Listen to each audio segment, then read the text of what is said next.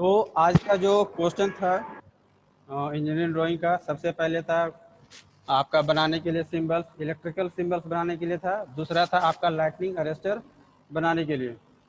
तो lightning arrester जो होता है हमारा, थ्योरी में हम बताए होंगे कि एक एक सर्जिंग डिवाइस होता है जो कि हाई वोल्टेज को सर्ज करती है, मतलब अपनी ओर आकर्षित करती है।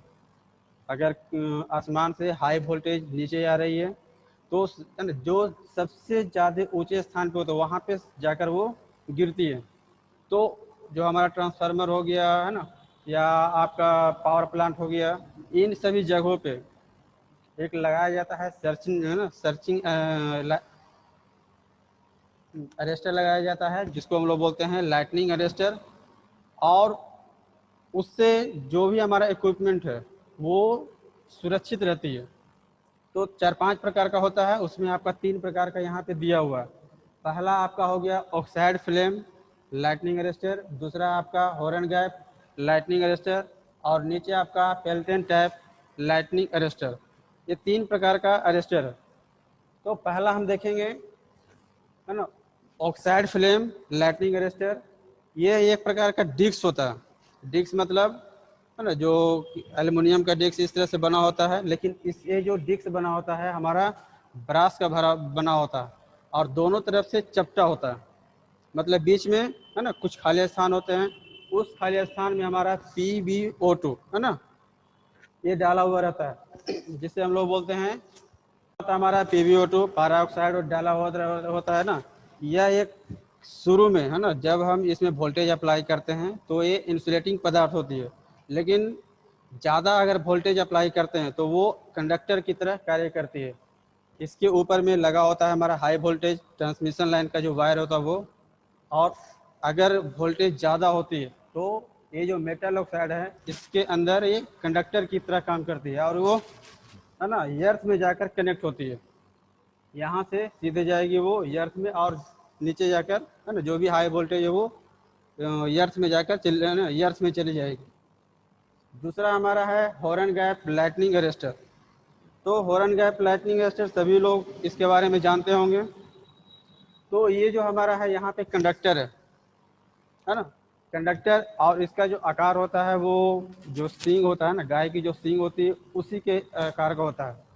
और इसमें जो गैप होती है ना, ये गैप होता है हमारा वोल्टेज के अनुसार। अगर हम, है ना, 400 वोल्टेज अप्लाई करेंगे तो उसका जो गैप होता है ना, 1.6 mm की, है ना, mm तक होता है। और अलग अलग वोल्टेज के लिए अलग अलग इसका गैप होता है, इसलिए इसको हम लोग बोलते हैं लाइटनिंग, है ना, हॉर्न गैप लाइटनिंग अरेस्टर।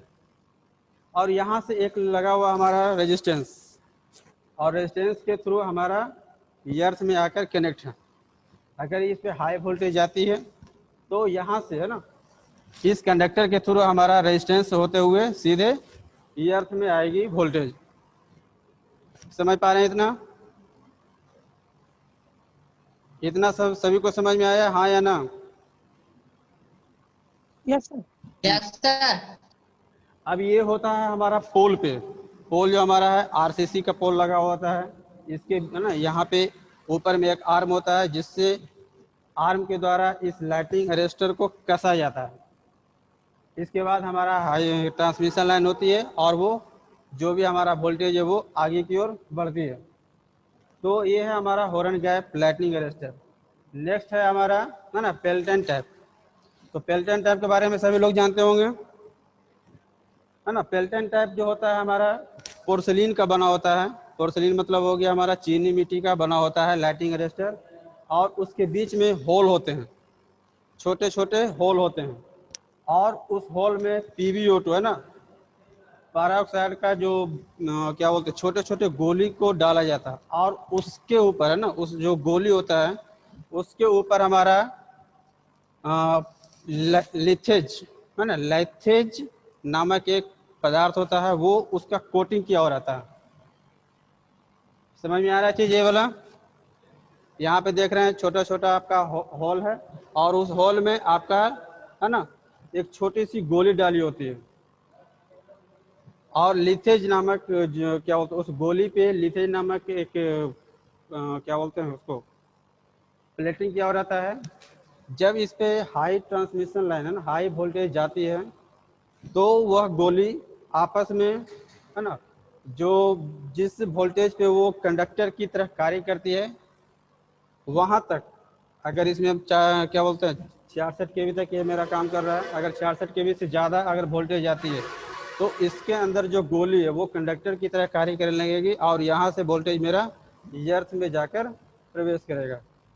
और इसके समानांतर जो भी हमारा इक्विपमेंट रखा हुआ है, या तो आपका पावर ट्रांसमिशन होगा, है ना, सॉरी पावर जनरेशन का जो ट्रांसफार्मर होगा वो होगा, तो उससे हम लोग, उससे हम लोग बचाया जा सकता है। क्लियर है चीज? हाँ या ना? Yes sir, yes sir. हाँ। तो जब भी आपको यस बनाने के लिए आए लाइटनिंग अरेस्टर, तो कम से कम ये 3 जरूर बनाना है ना, कम से कम। और भी हमारा है लाइटनिंग अरेस्टर, तो उसको भी बना सकते हैं, लेकिन आप लोग का जो सिलेबस है वो 3 हमारा प्रमुख है। इतना समझ में आया सभी को? Yes sir. और जो भी बनाए हैं आप लोग बहुत अच्छा बनाए हैं, है ना, सभी का लगभग लगभग ठीक है। नेक्स्ट क्वेश्चन था हमारा, है ना, सिंबल बनाने के लिए इलेक्ट्रिकल सिंबल। क्लियर है चीज? Yes sir. यस तो सर, यस सर। हाँ, 1 मिनट।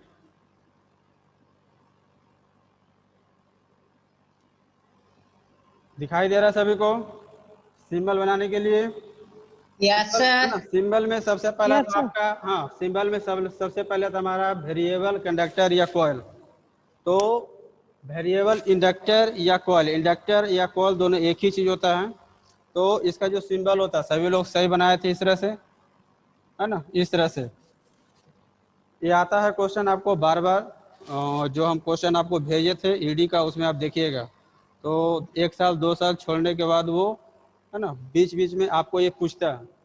नेक्स्ट हमारा है टाइम रिले। तो टाइम रिले, हाँ, बहुत सारे ऐसे लड़के हैं जो टाइम रिले का नहीं बनाए हैं सिंबल।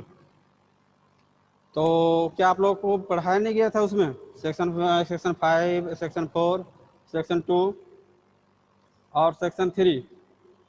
कुछ कुछ ऐसे स्टूडेंट हैं जो नहीं बनाए हैं टाइम रिले, है ना। तो यहाँ पे देखिए टाइम रिले जो होता है इस तरह से बनाते हैं हम लोग, याद रखिएगा हमेशा ये चीज़।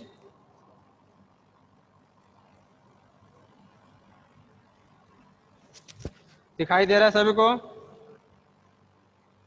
Yes sir. Yes sir. जिनको नहीं दिखाई दे रहा है नेटवर्क में जाइए, हो सकता है वहाँ पे आपका स्पीड ज़्यादा हो तो क्लियर दिखाई देगा। नेक्स्ट है हमारा चेंज ओवर स्विच। तो चेंज ओवर स्विच का सिंबल होता है इस तरह से।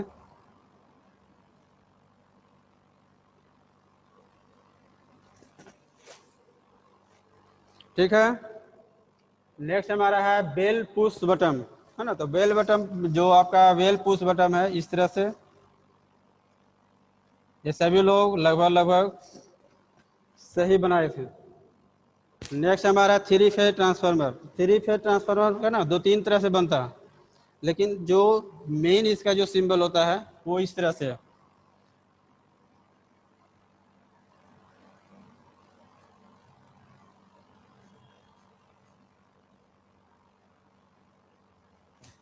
ठीक है, दिखाई दे रहा है यहाँ पे दो इस तरह से, यस सर। है ना, 2 रिंग को एक साथ ज्वाइंट करते हैं और उसके ऊपर 3 वायर लगाते हैं। अगर सिंगल वायर लगाएंगे तो वो सिंगल फेज ट्रांसफार्मर हो जाएगा।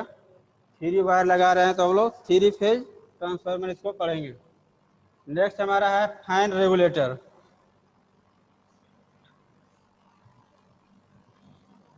इस तरह से। ठीक है, दिखाई दे रहा है सभी यस को? सर। Yes sir. नेक्स्ट हमारा है सायरन। सायरन सभी लोग सही बनाए थे।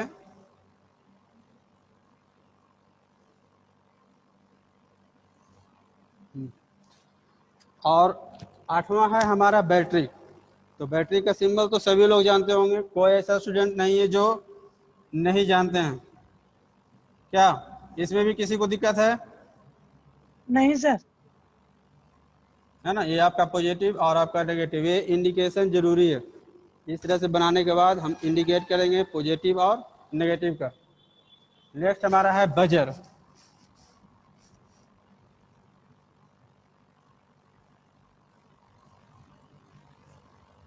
इस तरह से दिख रहा है सभी को। Yes, sir. Yes, sir. Next हमारा है 3 पिन 5 एम्पियर सॉकेट, है ना। तो 3 पिन 5 एम्पियर, एक होता है 3 पिन 5 एम्पियर, इस तरह से, है ना। तो यहाँ पे दिया हुआ है 3 पिन 15 एम्पियर सॉकेट। तो इसको किस तरह से बनाते हैं, तो ये हो गया इस तरह से।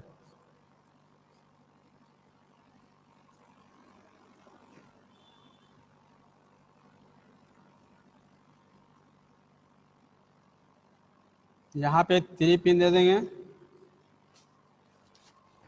तो कुछ स्टूडेंट है ना 3 में सभी उन्होंने कुछ कुछ गलत किए हैं। पहला तो हमारा ये हो गया आपका 3 पिन सॉकेट, जो ये कुछ लड़के नहीं बना पाए हैं। दूसरा था हमारा ये टाइम रिले, ये नहीं बनाए थे, बाकी तो लगभग सभी का सही है। ठीक है। हाँ, अब इसमें से अगर कोई सवाल है तो पूछिए। बोला जाए। अमित कुमार, अमित कुमार आवाज टाइम रिले 7 से बनाइए ना सर। क्या जी? Yes time sir. रिले 7 से बनाइए ना। टाइम रिले 7 से बना दें। दिख नहीं रहे क्या आप लोगों को वहां से? नहीं ना सर। दिखाई दे रहा सर। चलिए ठीक है, ये देख लीजिए फिर से।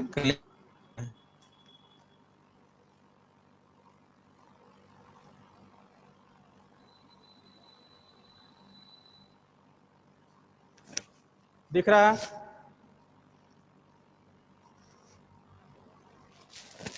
दिखाई दिया सभी को? Yes sir. चलिए गुड, बहुत अच्छा। और किसी में कोई प्रॉब्लम? बोलिए। नहीं सर। हाँ नहीं सर। चलिए बहुत अच्छा है।